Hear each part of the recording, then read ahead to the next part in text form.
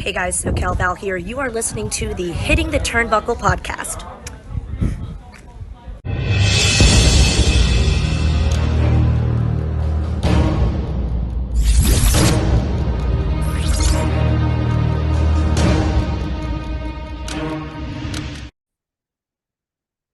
Welcome to the Hitting the Turnbuckle podcast with me, your host, for the very first time, probably the last time, Dynamite Man Dave, DMD.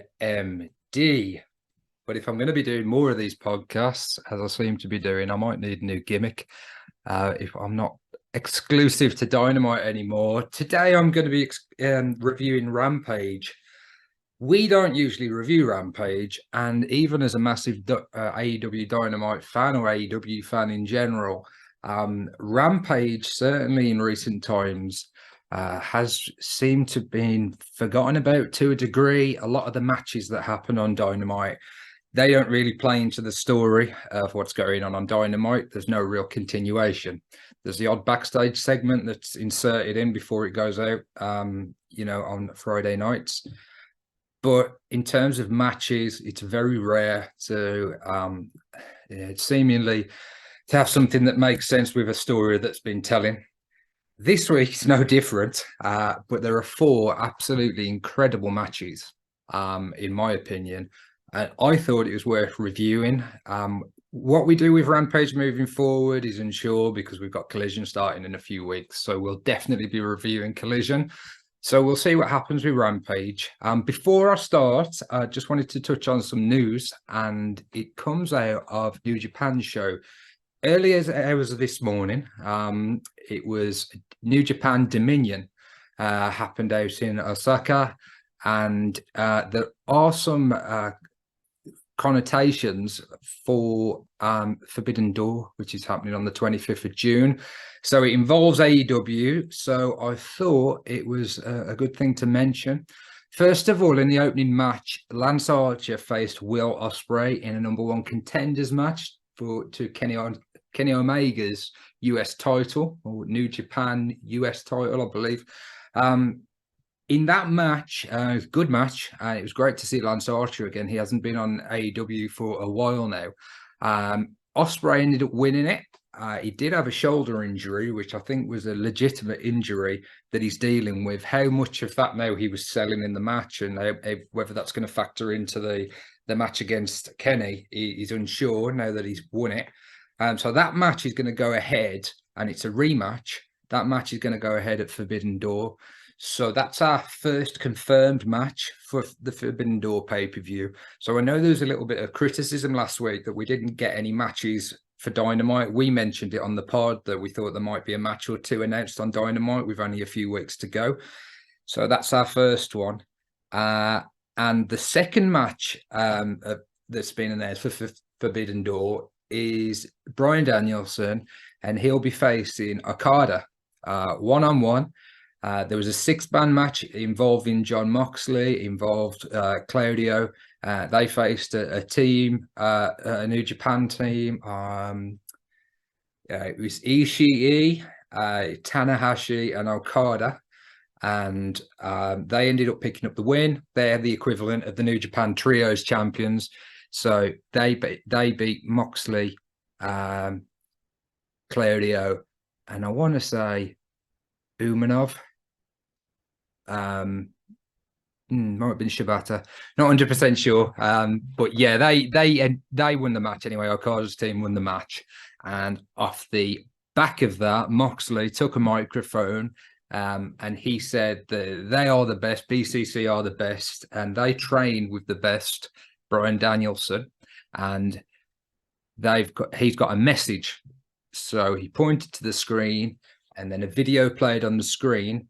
Bryan Danielson was talking, and there were subtitles on for the Japanese fans in attendance, and it was revealed as Danielson, and he challenged Okada to a match. Okada took to the microphone and he accepted the challenge, and he said the Forbidden Door will be open. So we've got 2 matches there for Forbidden Door, top matches. Really, really exciting. We thought perhaps that Danielson might face Zack Sabre Jr., because that was the match that was should have happened last year on for the first Forbidden Door. However, Danielson was injured, so that match has been put off, but I'm sure we'll get that match at some point, possibly even at All In at Wembley. So that's your AEW news. On to Rampage. So the first match of the night, it was a triple threat match. As I say, no build to the match. It was just a match that was kind of thrown together. And, you know, I don't mind that sometimes. Not all matches need a story. I said, Rampage seems to be just an hour of wrestling. And as a wrestling fan, and I've always been a fan of the matches as well as the stories. Some wrestling fans were more bothered about the stories than the actual in-ring action, and that's what keeps them hooked and coming back week after week. I like both. So this opening match, it was a luchador style match, and it featured Dralistico, El Hijo del Vikingo, and Commander, and they had a terrific spot fest, high flying. Very kind of choreographed. There was a table spot where Vikingo did his 630 flip off the rope through the table. There was other bits and pieces. I mean, all three men were absolutely great. I mean, Dralistico did like a springboard senton as well, and it was a great. I would urge you all to seek it out, and even if you're just going to watch that one match from this week, I would definitely recommend doing it because it's something very different to the standard American style wrestling matches, very different to what you'll see in the WWE as well. It reminded me a little bit of the WCW cruiserweight matches that we used to get back in the 90s. So I would definitely recommend checking that out. Vikingo won it, and you know, again, top match, and I definitely recommend seeking it out. Second match, speaking earlier about Zack Sabre Jr., he was up against Action Andretti, and I was hoping that Zack would be positioned as a kind of main event guy, similar to our feelings on Jay White, really. Don't know if that's because I'm British as well, so I wanted to see Jack higher up the card. But then kind of when you think about it, Action Andretti has picked up a win against Chris Jericho. And as much as we've criticised recently the blow-off match and the first match, Adam Cole and Jericho is still a big name in wrestling. He's arguably the best that's ever done it. You know, I was surprised he didn't appear in the top 10 recently that was announced. And I know Andy and Adam discussed their personal top 10s, but Jericho is definitely in mine. So with that in mind, I got into the match, and it was great. Again, it was a very different style match. I would say it's kind of like the biggest opportunity that Andretti's had, even though we had the Jericho match. This was for the TV title. So Zack won it. That wasn't a kind of a major surprise to me. I didn't think he was going to drop the belt, and yeah, I certainly didn't think he would drop it to Action Andretti. But again, this was a great match. You know, there was a lot of technical submission holds from Zack Sabre Jr. He is an absolute master at that. Anybody that saw him in the Cruiserweight Classic a few years ago will know that. And he did win with kind of a chokehold in the end. Yeah, no, he almost won with a chokehold. I'm not sure. How did he finish the match? I've got some notes here. He eventually put him away with a modified armbar. So yeah, that's right. Yeah, that's right. Moving on to the next match, it was a women's match. Again, third different type of match. So we had kind of a high flying match, and then more of a technical match, and then a women's match. And this featured Willow Nightingale against Emi Sakura. And she put her title on the line, her New Japan Pro Wrestling Strong Women's Championship on the line against Emi. Emi came out. She's definitely a character. I know she's got a real kind of good reputation in wrestling, and she has trained a lot of wrestlers in Japan as well. Since starting this podcast, I'm starting to dip my toes a little bit more into New Japan, and obviously last year's Forbidden Door as well, and the build into that. I've been more not aware of it, but I've been keeping tabs on it more than I ever have. So I expected this to be a good match, and it was. Willow, for me, is really, she's a superstar, and she has got a great potential in wrestling. I think she's going to be, top of the women's division. I certainly think so that she'll be a future AEW Women's Champion. This again, really good match. Willow picked up the win. She hit like the gut wrench powerbomb. Again, didn't really suspect that she was going to drop the title. There was no real threat to that. But it was a great match. And I mean, if Rampage continues like this, for me personally, it will be something that I'll watch every week. Even when Collision starts and that will add another 2 hours of wrestling, I will stick with Rampage. If we're going to be getting this kind of thing moving forward, and it's not just going to be kind of relegated to the kind of,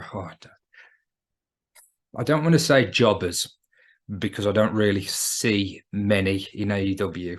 There's not too many talent that are there that you would consider jobbers. I suppose you used to have the wingmen, and there's been a few others over the years that they kind of appear. QT Marshall's gang, when there was the big Nick Comoroto, Aaron Solo, they were perhaps in that kind of category.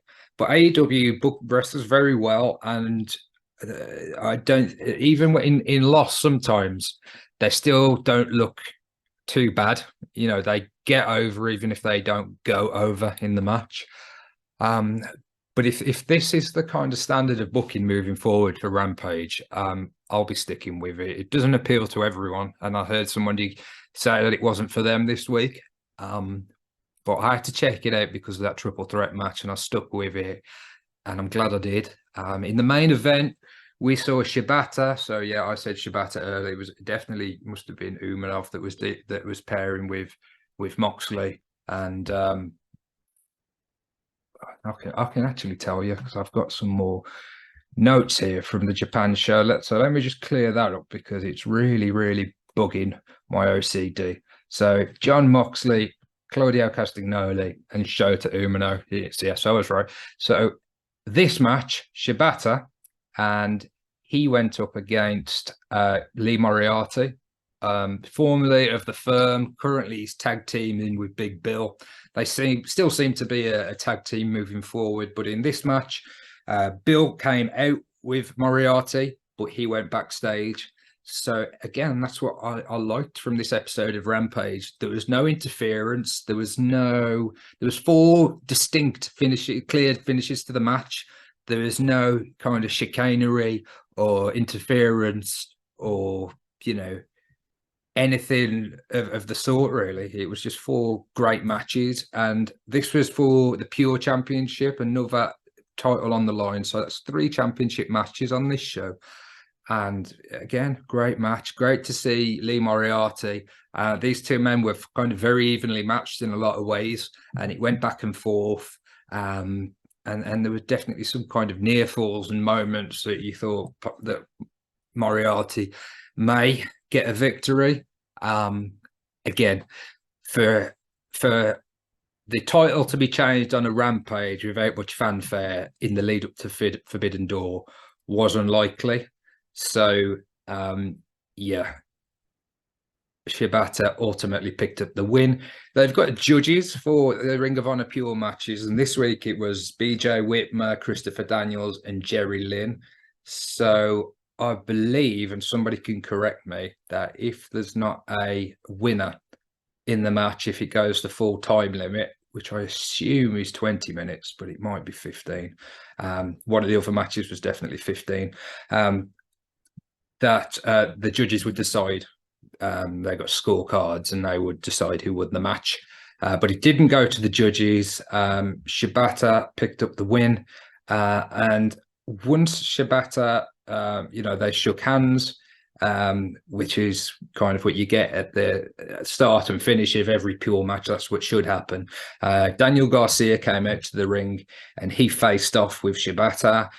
Shibata beat Daniel Garcia for the title, who had beat Wheeler Yuta previously. So it looks like Garcia is going to be getting his rematch. They didn't announce that it was a stare-off, so we can't report and say it's another match added to Forbidden Door. Perhaps because they wanted to wait until Dominion for those two matches to be announced there first. But it looks very likely that we're going to be getting Daniel Garcia against Shibata for a second time. That may happen on Forbidden Door. It may happen earlier. The only other thing worth noting this week, and it was from a storyline point of view, but it was a backstage segment. We had Team Triple J, so Jeff Jarrett and Jay Lethal with Satnam Singh, Sanjay Dutt, and Karen Jarrett.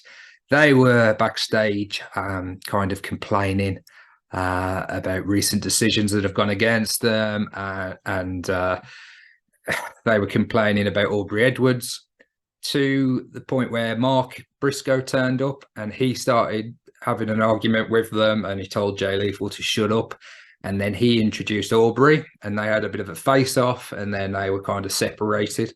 So that could be a mixed tag match. Aubrey and Mark against Jeff and Karen. Could be a fun match. Not massively interested in seeing Karen get in the ring, to be honest. I'm more interested, I suppose, in seeing what Aubrey can do. I thought she had a wrestling background, but looking her up, it looks like she's got a video game background, and she was involved in the Fight Forever game that's coming out soon. And she's always been a referee. There seems to be nothing to suggest that she has wrestled. I'm sure she probably has, got bits and pieces. She's in good shape. She has appeared a few times on TNA, AEW's Unrestricted podcast. She was doing it with Shivani, not sure if she still is. And one of those I watched, and she was in a vest, and you could tell that she worked out in the gym. So maybe she has got some wrestling ability. A little interesting side note and a bit of trivia for you. When she began as a referee, she did it in an independent promotion called 321 Battle, and her ring name there was Girl Hebner. So they added a G onto the front of Earl, and that was her name, which I thought was quite funny.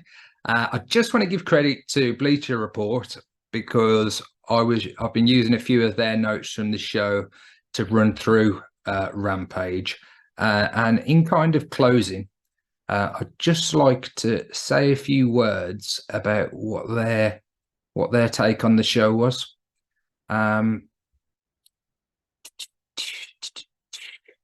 So 4 titles are on the line, and the wildest part is they were all belts from other promotions. Ring of Honor, New Japan, and AAA were all represented. So yeah, Vikingo, he was actually 4 titles on the line then, because Vikingo, he must have put his title on the line in that match. So yeah, again, a great episode of Rampage. I'm going to leave you to it now. I think I've rambled enough, and nothing more for me to say other than buckle down, stay safe, and we'll see you soon.